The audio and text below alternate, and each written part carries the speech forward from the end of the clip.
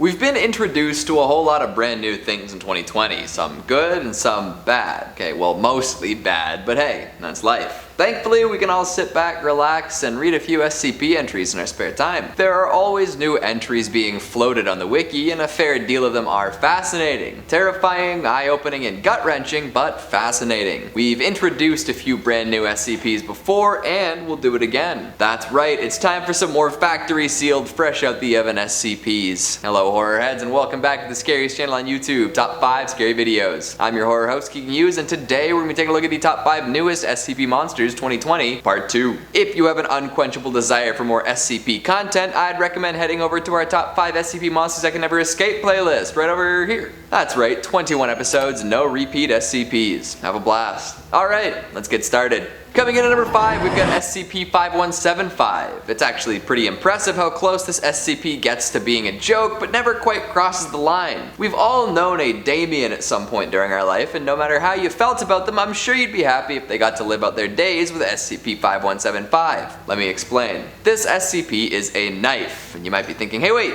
a knife isn't a monster, it's a knife. Well, if you knew what this knife was capable of, you would think differently. Within the knife resides the spirit of Kuroi Tanken Hanzo, a 12th century samurai. He was trapped within the weapon by a witch centuries ago and needs to collect 1 million souls if he wants to be released. So he enlisted Damien to help him on this quest. Whenever a person of interest 3445, or Damien Woodcock, uses the knife to cut anyone, Hanzo will materialize and take the person to the Shadow Realm. No, really, they disappeared to an extra-dimensional space sometimes called the Realm of Unsaved Souls, or the Land of Forsaken Suffering, or Demon Realm for Bad Apples. It's a pretty wild and also super effective way of dealing with difficult adversaries quickly. So effective that the Foundation has enlisted Damien to lead a task force in clearing out an anomalous shopping mall full of otherwise invincible entities. Damien used to be a mall security guard obsessed with anime, action movies, and edged weapons. While walking by a cutlery collection at the mall, he felt a presence calling out to him. It was Hanzo, reaching out to him from inside the knife. Somehow he felt that Damien had the soul of a warrior, likely based on his constant thinking about shonen-style situations. After purchasing the knife, he learned of its anomalous properties and started training under the tutelage of the ancient samurai. These days, Damien and SCP-5175 can be found doing crazy flip-kick maneuvers and taking out dozens of strange creatures daily in the anomalous mall. Hell yeah, Damien. Glad you can live out your ninja fantasy. Coming in at number 4, we've got SCP-5987. At one point, it was assumed that the captain of the ship known as the Duc de Danzig had anomalous powers. The ship was a privateering vessel, well known for manipulating the paths of other ships, running them aground and smashing them into rocks. However, someone came across the ship one day and noticed something strange. It was drifting aimlessly, and upon further investigation, it was discovered that the entire crew had been killed in an extremely bloody manner. Assuming this was mutiny and that nobody else had the ability to steer other ships, folks were willing to put this one to bed. But a little later, a ghost ship started to appear. It would sail around for a while, exhibiting similar separate ship steering tendencies before disappearing without a trace. The Foundation then classified this phantom vessel as the real SCP-5987. Civilians had to be kept away from the manifestation area, and no Foundation ships could get close without being steered into disaster. To figure out exactly what was going on, a submarine was sent to investigate. The Duc de Danzig was discovered, full of skeletons and with a seemingly functional flagpole. Notably, the figurehead of the ship, a carved siren, had not taken any damage at all. It was at this point that folks figured out exactly what had been causing all the ruckus. The figurehead!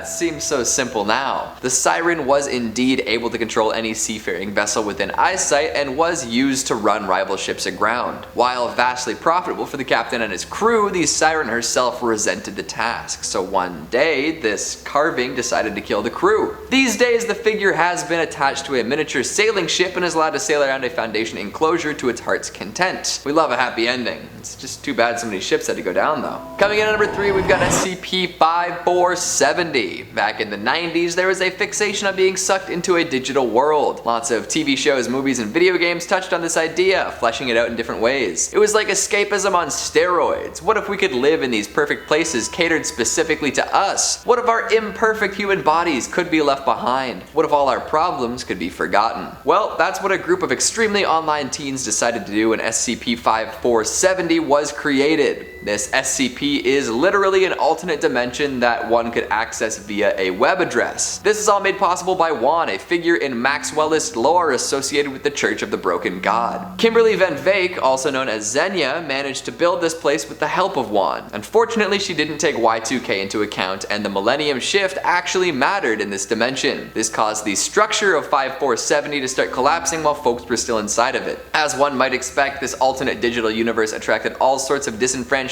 youth who made a life for themselves within the computerized realm. The world began to break down, creating a terrifying amalgamation of broken textures and old school 3D models. Things were corrupted and the people inside needed to be extracted before they ceased to be. This entry is definitely worth a read, as it's sort of difficult to get the whole vibe of the story across in a single list entry, so go check it out. Coming in at number 2, we've got SCP-5391. I'll kick off this entry by reading the last piece of correspondence between two Foundation researchers. What do people usually do when confronted by giant monsters? They build mechs. That's right, we're looking at an SCP Kaiju situation here. SCP-5391 is part of the Broken Masquerade timeline where anomalies and the Foundation have been revealed to the world at large. Here, all sorts of gigafauna have been showing up around the world and causing problems for everyone. They are gigantic versions of already existing organisms rising from the sea, and they all vary in size. However, they're also all highly radioactive and very dangerous. Upon reaching a dense population center, these beasts usually go about being destructive. Tsunamis, earthquakes, volcanic eruptions, and of course giant monster rampages are all associated with the arrival of these beings. There have been crocodilian cephalopods and enormous wolf eels. Some appear as massive leafless trees and others as enormous Goliath beetles. Many different approaches have been tested to deal with the creatures, none of which were very successful. Some people even suggested that the Foundation raise a kaiju from infancy and use it to fight against the aggressors. In the end, there really is only one thing to do though. Follow in the footsteps of the Jaeger program, or maybe come up with a way to make EVAs. You can't take down giant monsters with regular military equipment. You need a mech. You need a bunch of mechs. And SCP-5391 is a living document concerning the development of anti-kaiju measures. And finally, at number 1, we've got SCP-5520. This anomaly used to be the SCP Foundation senior researcher and provisional site co-director Dr. Wynne Riderick. After being exposed to esoteric materials for most of his career, he gained some reality-bending abilities. Along with these abilities came cognitive impairment, dissociation, depersonalization, derealization, and amnesia. He's been toiling away in a vast series of caverns below Site-43, researching things that don't quite make sense to the average layperson, or anyone for that matter. He can't explain why, and it doesn't seem as though he's keen to stop anytime soon. The structures below Site-43 aren't anomalous themselves, but they're so large and improbable that their existence is anomalous. The good doctor dreamed up 43 staff to work under him and continued to work in line with the Foundation's objectives. As he continues his work and alters reality down there, his mental state deteriorates further. Folks above ground have attempted to communicate with him to varying degrees of success. Most of what he sends up is nonsense about principles that don't really apply to the real world, if there is such a thing, and anyone who goes down to visit inevitably disappears. Thanks to a letter left behind by the old Wynne, it seems as though he knew that he'd eventually mentally decline to the point that he wasn't even a sliver of himself anymore. The Foundation doesn't seem to mind this too much. Lots of fresh SCP content for you there. It seems like just yesterday the SCP-5000 contest winner was announced. Now we've got a whole truckload of entries in the 5000s. What a world, right? So, what'd you think of the list? Do these new entries scratch that very same itch? They're less explicitly scary than a lot of the classic SCPs, eh? Do you prefer new school or old school anomalies? Make sure you let me know down in the comments. Speaking of comments, let's take a look at some of your more pearlescent ones from the top 5 horror plots that made us question everything. Helix Jovian says, I feel like Keegan is low-key Satan, but on the nicer side. What? Low-key? I need to work harder at this. Brian Baker says, House is the trippiest trip since Trips came to Triptown. Where have you been? Triptown got incorporated, now it's Trip City. Big things on the horizon for the Trippites. 360 Entertainment says, I'd recommend any of these movies to anyone. Joe Bob Briggs recently showed One Cut of the Dead on The Last Drive-In. I highly recommend watching it on The Last Drive-In if possible. Absolutely. Always a good way to watch a flick. Joe Bob and Darcy bring a whole lot to the table while discussing horror. Blue Dog 79 says, how did you manage to make a list of my favorite horror movies almost perfectly? Is this real? Is any of this real? Who am I? This is exactly the kind of reaction we're going for when we say stuff is gonna make you question everything. And Rookie Agent 47 says, I sad to say I haven't seen any of these. Well, that's really not a problem, is it? Now you got 5 new movies to check out. And that's all the time we have for today. Before I consume all of my household cleaning products in one sitting, make sure to give this video a big thumbs up and subscribe for more dances with anomalies. Thanks for watching, and I'll see you next time. That's right, it's time for some even whoop. At one point, it was assumed that the captain of the ship known as the Duc du Dancing was whoosh whoosh whoosh whoosh. Let's try that again. The ship was a privateering vessel, well known for manipulating. Wow. It would set sail for a ride. The Duc du Dancing was fiddler. I can't say that and then continue saying a sentence, and I don't know why.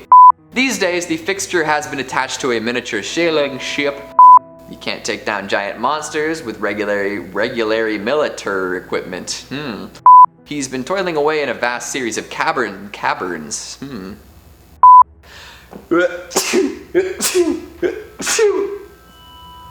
Oof. Thank you.